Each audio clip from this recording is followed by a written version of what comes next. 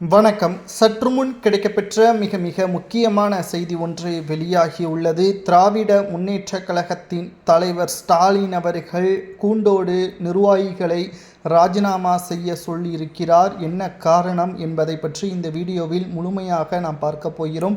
அதற்கு முன்பாக நண்பர்களே, இந்த வீடியோவிற்கு ஒரே ஒரு லைக் மட்டும் சப்ஸ்கிரைப் பண்ணிருங்க.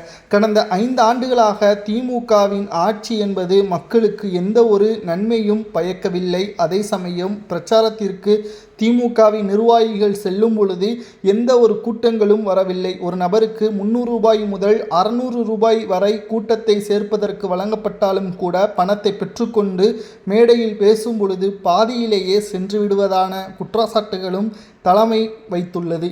இதனால் தற்பொழுது திமுகவின் மிக முக்கியமான நிர்வாகிகள் இந்த தேர்தலில் ஒவ்வொரு தொகுதிகளிலும் தோல்வி அடையக்கூடிய வேட்பாளர்களாக இருக்கட்டும், கூட்டணி கட்சியின் வேட்பாளர்களாக இருக்கட்டும், தோல்வி அடைந்து விட்டால் அந்த தொகுதியின் மாவட்ட செயலாளர்கள், நிர்வாகிகள் அனைவரும் கூண்டோடு ராஜினாமா செய்ய வேண்டும். வெற்றி அடையவில்லை என்றால் கூண்டோடு ராஜினாமா செய்ய வேண்டும் என்ற எச்சரிக்கையும் செய்துள்ளார். அதாவது நிர்வாகிகள் அனைவரும் தற்பொழுது ஸ்டாலின் அவர்களிடமே தெரிவித்து விட்டார்கள். நீங்கள் நல்லது செய்துவிட்டால் மக்கள் நேரடியாக உங்களுக்கு வாய்ப்புகளை வழங்குவார்கள்.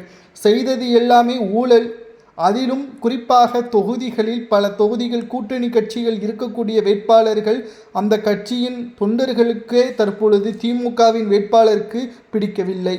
இங்கு உட்கட்சி மோதலும் கூட்டணி கட்சியின் மோதலும் இருப்பதால் களத்தில் நாங்கள் சுதந்திரமாக வேலை செய்ய முடியவில்லை என்ற தகவலையும் தலைமையிடம் தெரிவித்துள்ளனர். 20 முதல் 25 கட்சிகளுடன் கூட்டணி வைத்திருக்கின்ற திமுக அதனால் எந்த ஒரு பயனும் இல்லை. களத்தில் தலைவர்கள் அனைவரும் ஒற்றுமையாக இருக்கிறார்கள். ஆனால் கூட்டணி கட்சியின் தொண்டர்கள் ஒற்றுமை இல்லாமல் பிரிந்து கிடப்பதன் காரணமாக களப்பணிகளை எங்களால் முழுமையாக செய்ய முடியவில்லை என்ற குற்றச்சாட்டுகளையும் திமுகவின் தலைமையிடம் நிர்வாகிகளும் மாவட்ட செயலாளர்களும் கூறியுள்ளனர்.